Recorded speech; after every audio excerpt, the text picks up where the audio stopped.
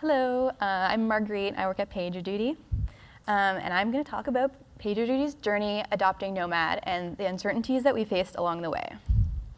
So who am I? My name is Marguerite de Trois Maisons. I'm from Toronto, and as I said, I'm the product owner of the SRE team at PagerDuty. And what that means is kind of like a product manager and project manager role combined. Some people don't know. And before I start, I want to talk about why I'm wearing this particular t-shirt. So this t-shirt is from HashiConf 2015, which is the first HashiConf. And it's symbolic for two reasons. So the first reason it's symbolic is because it's the beginning of my journey speaking here today.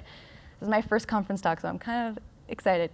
And so back in 2015, when HashiConf was first announced, I had only recently joined PagerDuty. And I wanted to endear myself to my coworkers. So I bought tickets to HashiConf as soon as I heard about it. And wanting to endear myself to my coworkers, I told them in chat, I said, hey, I got tickets to this cool conference.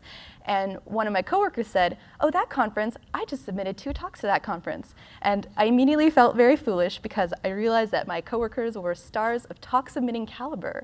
And I was only a mere mortal who could buy tickets to conferences and brag about it. So this t-shirt is symbolic for me because even though I'm still a mere mortal, I'm here speaking here today, and I'm very thankful. And the second reason, All right, so the second reason this t-shirt is symbolic is because HashiConf 2015 was when Nomad was first announced, and it was the beginning of PagerDuty's journey adopting Nomad. It was kind of like the spark of an idea that eventually turned into us adopting Nomad. So what am I trying to accomplish with this talk? So I have 2 goals. One is to expose hidden uncertainty. I find that in tech, there's a lot of uncertainty of how to go forward. And we don't talk about it that much. Maybe it's because we don't identify the uncertainties that we have. And so we don't know how to verbalize it. But then once we have identified the uncertainties, sometimes we're afraid of talking about them because we feel like we should know all the answers. So this talk is to sort of expose the uncertainties that we faced and just talk about them.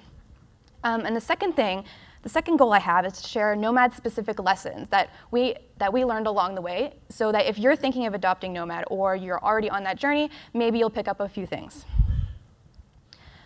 So I also want to talk about what the SRE team at PagerDuty is, because SRE teams are different at every single company.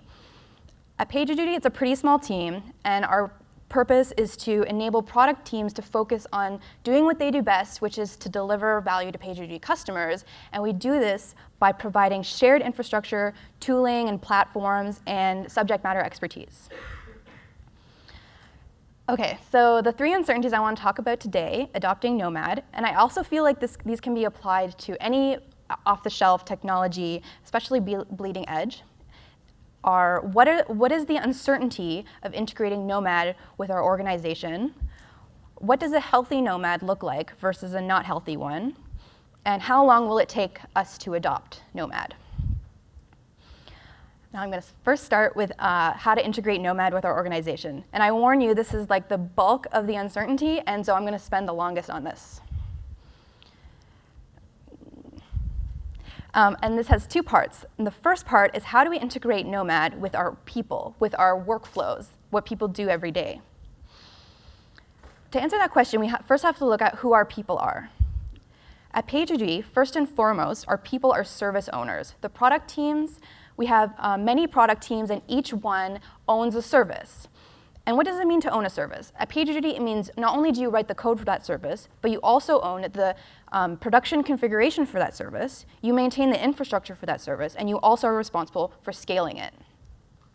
So we have all these different product teams, and their life, everything that they do is around the service.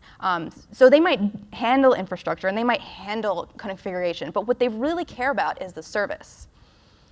We also have global tooling teams that are trying to build tools to help service owners do like the infrastructure-y things that they do, for example. If we watch Conway's Law play out in this situation, at least for us, it meant that our tooling teams, including SRE, would build these tools that were not centered around the service, but they were centered around us, and they were centered around the task that we were trying to accomplish. So that meant that our service owners, whenever they had to make changes to, for example, their infrastructure or their configuration, they had to go to all these different places to make that happen. Nomad speaks to the production configuration, the scale, and the infrastructure of the service and kind of abstracts some of that stuff away. So we felt that Nomad would give us a chance to let us rethink how we were approaching this problem. So what did we do? Well, I will say that up until we had this idea, this was like an uncertainty that was gnawing in the back of my head. How are we going to do this? How are we going to do this? And there was a breakthrough when we decided to create an example service repository that would have all the code for the service bundled with the Nomad configuration, which would handle like the configuring, the infrastructure, the scale, and stuff like that. So we came up with this idea. We created a dummy a prototype in the form of a repository. And then we tested it with our service owners. We iterated it to make sure that it did what they wanted and that they found it acceptable. Once our service owners had approved this example repository layout, we built our tooling around that example and to make it work. And you don't have to read the detail, but this is kind of what it looked like. You have everything Nomad stuff, you have all the Nomad stuff, you have your configuration, you have the code, it's all in one repo. And then we took the example, we made it the interface. Like I said, we built our tools around this example. So this example, not only was it an example, but it was also the definition of what would work. One thing I've learned at PagerDuty as the product owner of the SRE team is that our service owners don't like reading. They don't like reading documentation for best practices. They really, really don't. They would much rather copy-paste an example that works well, even if it's not an ideal example, than they would read our docs. Now, I don't know if it's because our docs are long, or because they're wrong, or because they're outdated, or whatever, but at the end of the day, this is what the result of their behavior. So what we did with our example application is we commented the heck out of it. We made sure that this example, in addition to being the interface of what would work, it was also really well documented. So copy-paste, check, and reading the docs, check. So this gave us the best of both worlds. All right, so our people are service owners, and also they like to deploy things. They're service owners, so they're coding, and they want to release their code. And what the Nomad docs say is that it's highly recommended to check your job files into source control. But we found there was like a little bit of a conflict with this, because the Nomad docs said to do that, and yet all of their examples had a hard-coded version next to like the container that was being deployed in the Nomad job file. We didn't really know how we were supposed to, like our engineers practice continuous deployment. They don't have time to go updating like the version of their application every single time they want to deploy. So how do we solve this problem? Well, we came up with a quick and dirty idea of how we would implement it. We updated our service repo and we tested it with service owners. And then we updated our tooling to make it work. Now I say tools. In this case, it wasn't really tools. It was more like shims. I want to talk a little bit about shims. Shims are awesome. Like, you can buy a pack of 10 at the hardware store. It costs $1. They're kind of splintery, but they solve a lot of problems. And even though they're disposable, like, they solve a problem at the time that you use them. So we made a shim for this. So as you can see here, we employed bash variable substitution and great bash scripts to replace. We took out the version and we replaced it with a variable, and then we would make our continuous deployment pipelines replace that variable with the thing that should get deployed. And we also did something similar for Canary deployments, because our service owners also like to do Canary deployments. This is not super pretty, but anyway, it worked well. So give it a little time, and eventually ideas come to light from the community. And this is, and you really have to be kind of reading GitHub comments in order to find really good ideas. So anyway, this is an idea that I read on a GitHub issue comment. It says, we made the HCL specification, so the Nomad job file itself, a console template, and we do a run of console template before submitting to Nomad. This is a really good idea. This is way better than our bash variable substitution idea. So with this idea, we could chuck that shim in the garbage. And over time, Nomad became stronger. It got more feature release. It had more features incorporated into it. For example, this is from Nomad 0.6 that came out, I don't know, in July or something. Job updates can create canaries. So now Nomad natively supports canaries, which meant that we could chuck the other shim, or canary shim, in the garbage. Maybe eventually, Nomad will become so strong that we won't have any shims, and we'll be able to put all of our shims into the garbage.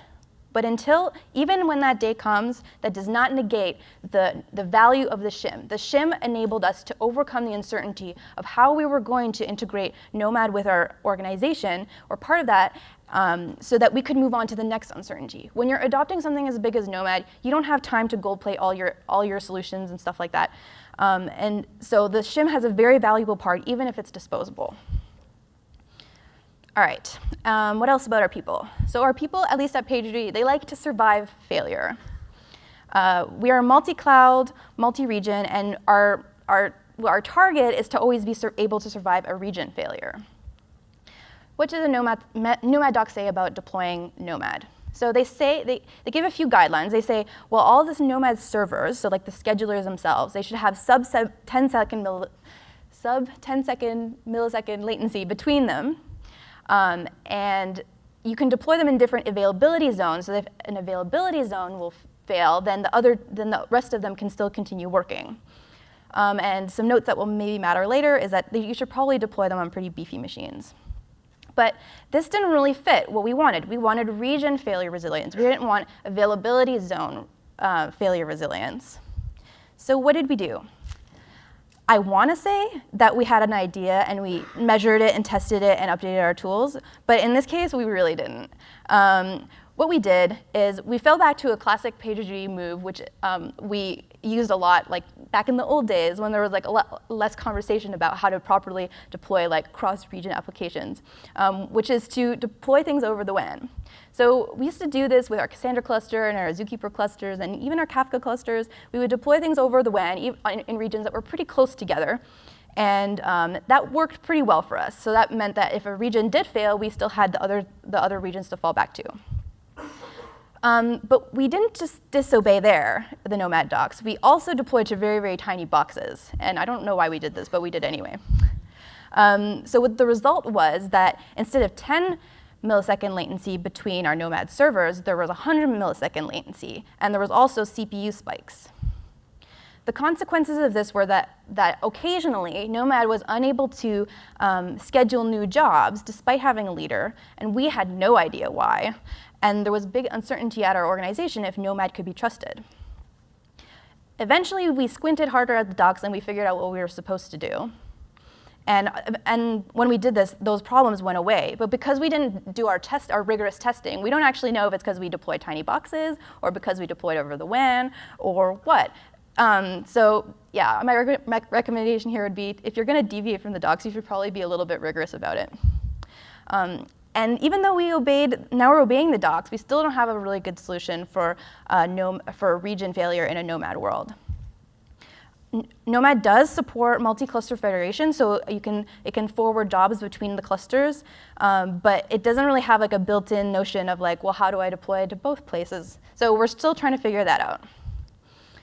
And so this is an open question for us. Okay, finally, our people sometimes debug in production. Some problems only come up in production, and when that happens, it's really great to be able to like SSH in and like see what's going on. So at PagerDuty, service owners are able to access the boxes that run their service. They're not able to access other boxes that run other people's service, but they are allowed to access their own. In a Nomad world, what does that look like? In Nomad world, services can be anywhere. Your services are all mixed together on all the different Nomad clients. Would we give access to all of them, to all of our service owners, to all the boxes? That doesn't sound like a very good idea. So we started looking at options. Some options that we considered were segmenting the Nomad clients by the type of service that they would run. So that, for example, the web Nomad client, we would have web Nomad clients, and those ones would only run the web app. But one thing you have to know about Nomad is that at least until 0.7, which was kind of announced like yesterday, every node in the Nomad cluster has full control. So even if we gave our service only the web service owners access to the web Nomad clients, they would still have full control over the cluster and still maybe accidentally be able to shut something down that they didn't want to. At the time, we were looking for Nomad UI. We figured that would be, we figured that would be something that would expose some good information to service owners so they could understand what was going on. But at the time, there wasn't really one. We tried to create tooling to expose that information to our service owners. For example, this Datadog graph that shows the status of one of our jobs. But this was kind of a clunky user interface, and it didn't expose the information in a way that was really understandable by service owners. And eventually, we were never able to expose enough information to service owners or enough control. We began to dread hearing the question, my app isn't working, what's going on? Because our only answer at the time was, well, SSH into the Nomad boxes. In the end, we decided to compromise. We were running a beta kind of thing with Nomad, and during that time, we did give our beta customer access to the Nomad clusters, but we were kind of waiting around to see what would come. Eventually, things from the community came up. Someone built this great, a whole bunch of people built this great Nomad UI. And then I learned yesterday that there's a new Nomad UI in 0.7, and also ACLs, so that's really good. What I'm really hoping is that the Nomad UI reflects the underlying ACLs that are available in Nomad so that I can actually give my service owners access to this UI so that they can control their jobs without controlling other people's jobs. So this is no longer an open question for us. OK, so that is how do we integrate Nomad with our people. And the second part of this is how do we integrate Nomad with our tech stack. So what is our tech? At PagerDuty, we use Console for service discovery and Vault for secrets management. And Nomad, being a Hashi product, came with great native support for that via its console template integration. But we still found we needed a few shims for this. What we wanted was, remember our service, the example service repo that we had where everything was bundled together? We wanted our configuration files to live right next to the Nomad files in the repo. But at the time, and so this is how you would say that to Nomad. You'd tell Nomad that. You would say, hey, I have this artifact that I want you to go get. It lives here. But at the time, only HTTP and S3 were supported. And if you had a private GitHub repo, there was not really a clear way forward. So what we did is more shims. We use more bash variable substitution to substitute a GitHub auth token, and then sprinkle a little bit of basic auth in there to treat that private GitHub file as an HTTP file. And this worked. But really, the secret should come from Vault. And the source attribute is not treated very sensitively. So sometimes you type some command, and boom, that auth token is on your screen and maybe in the logs, and then you have to rotate it. And also, basic auth was not really the best thing. With the console template idea that I mentioned earlier, we can now leverage Vault to get that auth token, but we still have the other problems. Eventually, in Nomad 5.5, native support for Git was added to the artifacts, and so that was really good. And that's what that looks like. So you still need the console template step that I mentioned earlier in order to populate that secret from Vault. OK, so for log aggregation, we use Splunk. And what we wanted for this is we wanted logs coming from containers running in Nomad to get into Splunk, and then to be able to filter those logs by the application itself, by the task or the task group that it was running under. What we had to do for this is we used the journald Docker logging driver with Nomad, which meant that we couldn't run the Nomad logs command anymore, I don't think. And then we added tagging of every log line of the Nomad info. So every time every log line it would make, it would get tagged with certain info from Nomad.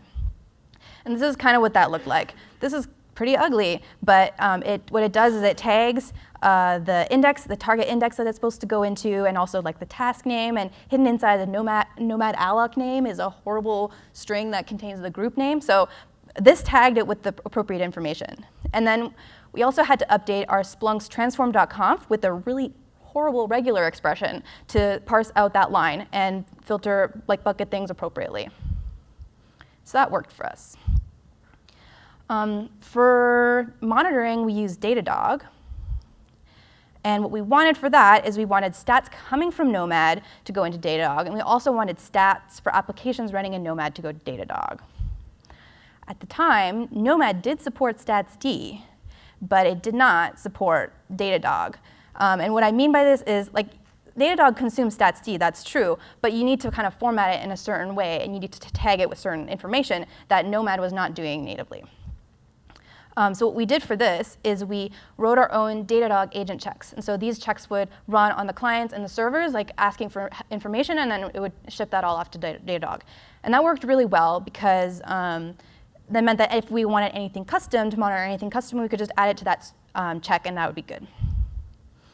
As is a theme in this talk, over time, better ideas came from the community. And this tool I was going to look at, up until yesterday I was going to look at it, because what it does is it rewrites these statsd metrics that come from Nomad into something that's more palatable for Datadog. But now, Nomad has gotten even stronger, as I learned yesterday. And 15 days ago, Datadog support was added, so that's really awesome. And finally, network security. How are we going to integrate Nomad with our network security? So this is one aspect of our network security. We whitelist connections based on host type, source host type, and destination host type, as well as the destination port. So for example, our web apps running on our web hosts would be able to access our database hosts on port 3306 that are running our database. But our Zookeeper hosts that run Zookeeper are not able to access that. What would that look like under Nomad? Because on Nomad, anything's running anywhere, and you all have no idea what port it's going to be allocated.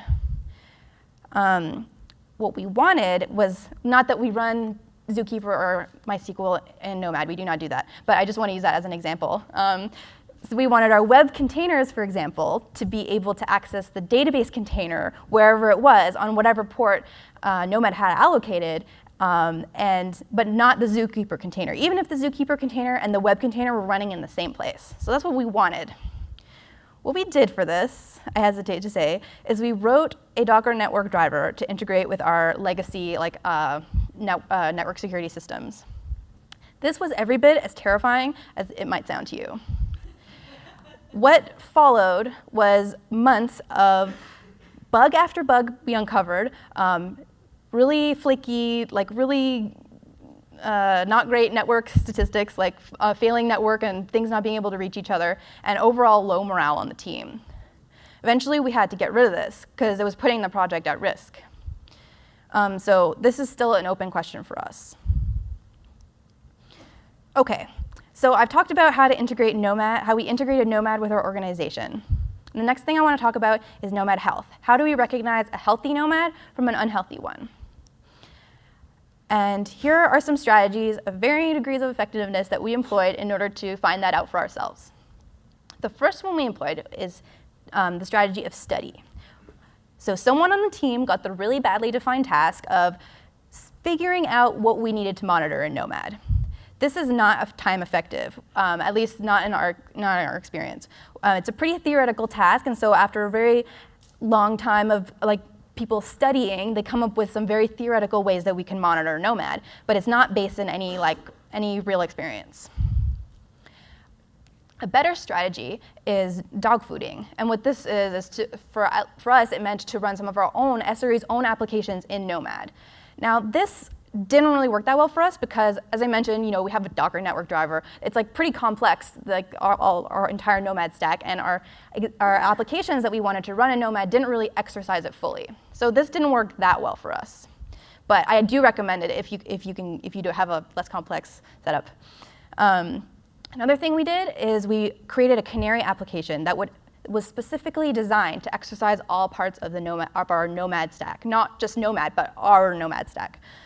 I want to talk a little bit about that because it was pretty simple to do and pretty valuable. So the Canary application had two parts. It's just a simple server that responds to ping and that willingly terminates. And what this does is it tests Nomad job scheduling just to make sure that Nomad's scheduling jobs. And then we also have a client, which is a periodic job, which tests Nomad's scheduling of periodic jobs, and that will request ping to the server. So this will cover network connection and also service discovery. And then we made both of them emit stats D metrics just to make sure everything was healthy. This was really valuable and really simple, like I said, so I recommend this. And one other thing that we tried to learn about Nomad is we ran a beta program. So what the beta program at PagerDuty was is we partnered with another team to get them to run one of their services in Nomad. And this was also good, unrelated to Healthy Nomad. This was good because they were able to give us feedback on our tools and our processes and our workflows and be like, hey, this is not that awesome. Can you please fix it? So with our beta program, it meant that whatever our Canary application and our monitors that came from studying and our dog fooding didn't catch, our beta customers would catch.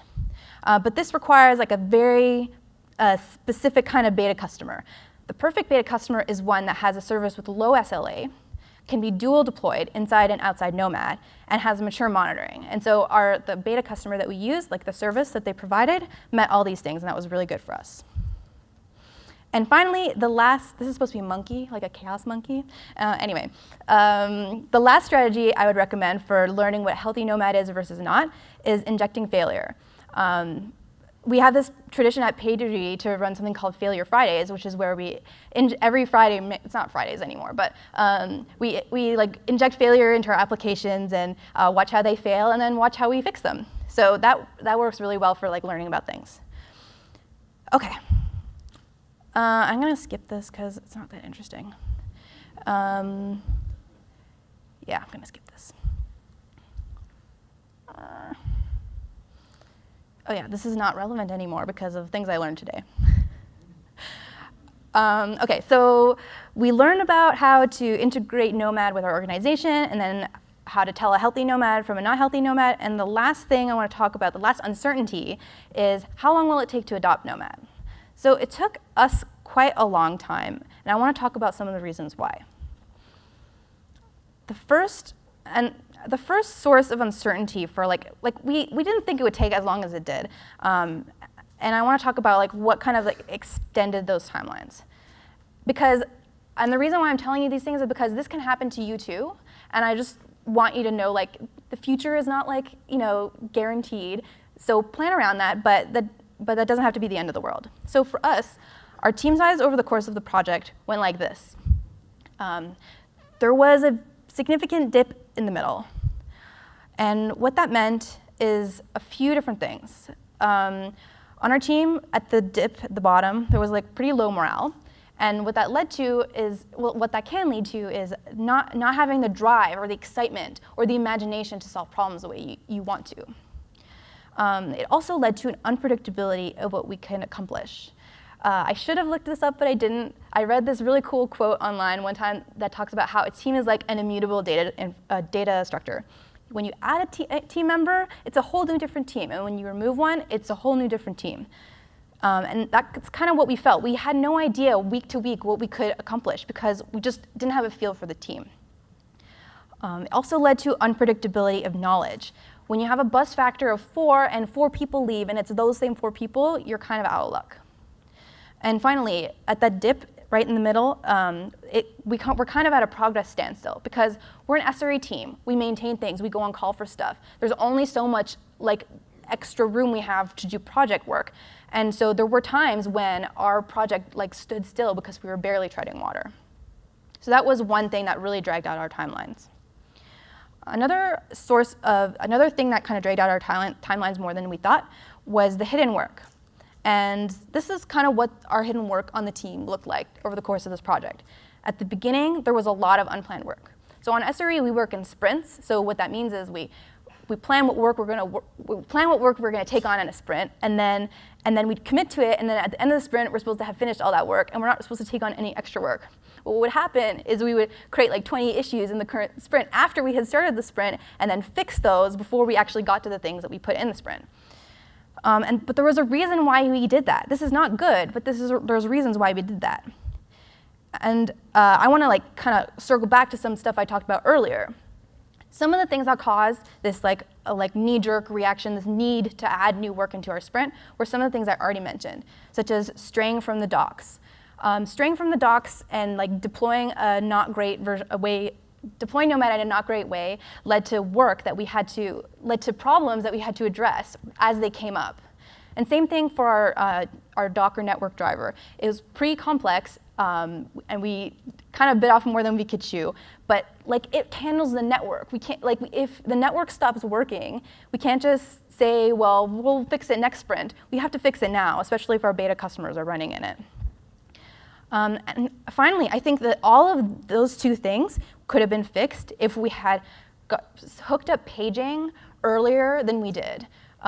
So I said that we did dog fooding, and I said that we ran Canary applications, but what I didn't tell you is it took us a really, really long time before we actually hooked up the monitoring and the paging for that. We were monitoring, but we were not getting paged for it. So there were all these problems that we didn't even realize were happening that were under our noses. And when we finally hooked up the paging, it was like, oh, we have all these problems we didn't know about? Like, why didn't anyone tell us?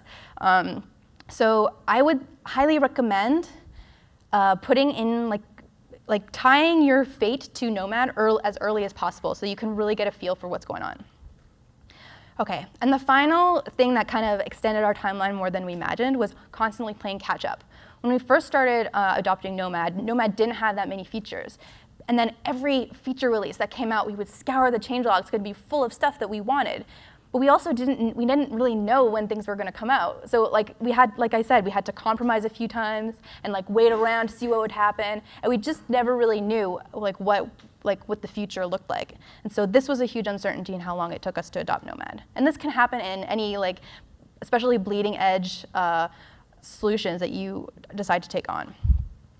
Okay, so I've talked about the 3 uncertainties. And I have 6 minutes left. And I want to wrap up by talking about some things that we learned. So these are the 3 overarching themes of what we learned. I'll talk about each one. So first of all, I would recommend simplify. Change is an opportunity to simplify. If you're going to change your world around by adopting something like Nomad, don't tie yourself to your old ways of doing things. At least don't think that you have to. Change is an opportunity to simplify. Like, be very aggressive at saying no to old ways of doing things if they're problematic or complex.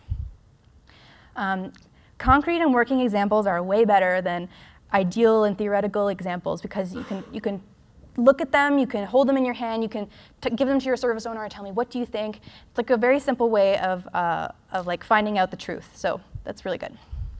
And third, don't be fancy. Don't write a Docker network driver or whatever. Yeah, just don't do it. If you can help. Sometimes it makes sense to do that, but most of the time it doesn't. So the second lesson is seek truth early. If you're gonna deviate from the docs, or if you're gonna deviate,